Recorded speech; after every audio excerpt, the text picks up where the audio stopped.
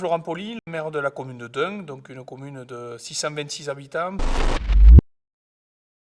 On avait envie de poursuivre le travail qui avait été fait par l'ancienne municipalité en termes de transition énergétique. Et la transition énergétique, elle commence déjà par l'énergie qu'on ne dépense pas. Un des souhaits, ça a été de travailler sur l'éclairage public et donc de viser à une extension qui serait entre 11h et 6h du matin. Cela nous permettrait de baisser de moitié la consommation énergétique et de réduire de 40% la facture énergétique. En tant que citoyen, il faut absolument qu'on se préoccupe de tout ça. Il n'y a pas de petites économies. C'est un coût énorme qui est gaspillé. Le travail d'accompagnement du PNR nous a permis de pouvoir amener des éléments complémentaires à la réflexion de la population. On a mis en place un questionnaire. Un questionnaire que tous les habitants peuvent remplir et rendre à la mairie. Oui, j'ai rempli le formulaire. C'est bien de trouver un équilibre en fait, que tout le monde puisse être entendu.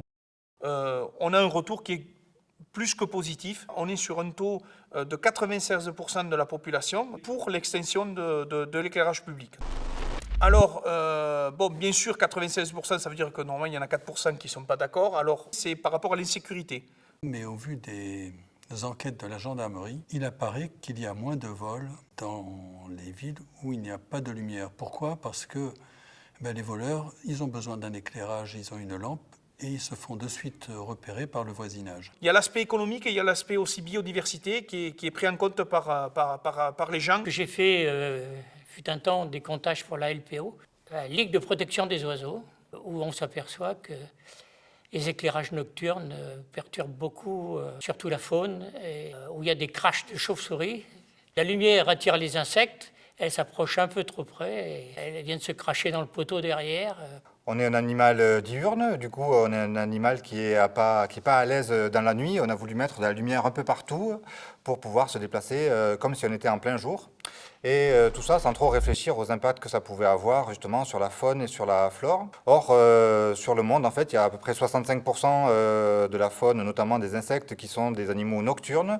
Et du coup, on impose de la lumière à toute cette vie qui n'est pas faite pour être illuminée. Soit on attire les animaux, c'est ce qu'on peut remarquer quand on est face à un lampadaire et qu'on voit des nuages d'insectes. Soit on crée de la répulsion. Et il y a aussi de bon nombre d'animaux qui ne peuvent plus du coup circuler parce qu'ils doivent fuir cette lumière qui est pour eux un point, une barrière en fait. Et je peux vous dire que les chouettes dans le coin, elles ne doivent pas aimer beaucoup. Évidemment, je serais pour moins déranger les espèces vivantes autour. Il y a plusieurs questions à se poser face à un éclairage. C'est où on va éclairer, quand on va éclairer et comment on va éclairer. L'idée, c'est vraiment d'éclairer là où on a besoin, c'est-à-dire la chaussée et le trottoir, et d'éviter d'éclairer tout le reste, le ciel, les façades des maisons, et de s'en tenir simplement à cette surface qui nous sert à nous, êtres humains. Personnellement, moi, je serais pour pas d'éclairage du tout, mais bon, c'est parce que ça me dérangerait pas. On est des animaux qui vont se déplacer dans les paysages jusqu'à 11h le soir, donc ça ne sert à rien d'avoir un éclairage qui va perdurer toute la nuit. Autant éteindre cet éclairage le plus tôt possible pour le rallumer le plus tard possible. La vie nocturne se passe dans les premières heures de la tombée de la nuit. Je ne pense pas qu'un village comme Deung soit très actif et très vivant la nuit. Il y a plusieurs éléments auxquels il faut faire attention. Toutes les températures les plus bleues qui sont aussi désagréables à l'œil humain, c'est celles qui ont le plus d'impact à la fois sur la vie nocturne, sur la biodiversité, mais qui ont aussi plus d'impact sur notre santé en fait. Ma maison est traversante et j'ai 2 points lumineux qui donnent dans ma chambre et un 3e sur le côté, des fois que j'aurais pas bien vu. Ça permettrait à mon coloc de mieux dormir. Il ferme les volets dans sa chambre juste parce qu'il y a un éclairage au-dessus de ses fenêtres, alors qu'il aimerait dormir la fenêtre ouverte. Aujourd'hui, les études montrent que éclairer la nuit, sur nous, ça a des conséquences sur une hormone qu'on sécrète la nuit, qui est la mélatonine, qui nous sert à dormir, qui peut avoir des conséquences sur notre stress, sur notre capacité à récupérer, éventuellement sur des liens avec l'obésité, et des dernières études montraient qu'il y a aussi des liens avec certaines formes de cancer. Les préconisations seraient d'amener des lumières les plus chaudes, on va dire, donc des lumières qui sont en dessous de 3000 ou de 2700 degrés Kelvin, des lumières qui sont orangées, qu'on trouve agréables également à l'œil nu.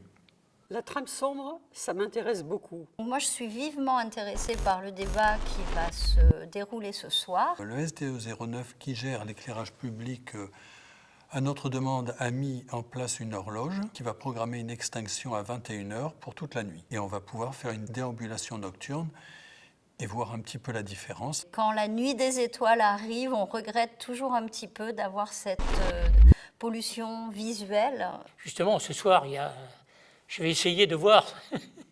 L'éclairage public est un aménagement qui est arrivé relativement tard, dans les années 70 en Ariège, et a été vécu comme une marque de progrès. Donc aujourd'hui, revenir sur cette idée-là, ça peut être parfois un peu difficile, mais on s'aperçoit que la demande publique est de retrouver un ciel de qualité, que cette ressource nocturne a une valeur sur les territoires, c'est-à-dire qu'il y a des gens qui viennent voir des étoiles, que ce soit des astronomes aguerris ou le simple plaisir et bonheur de regarder la Voie lactée.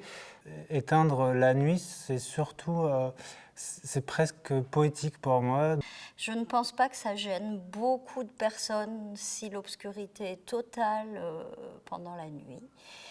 C'est mon avis. Voilà.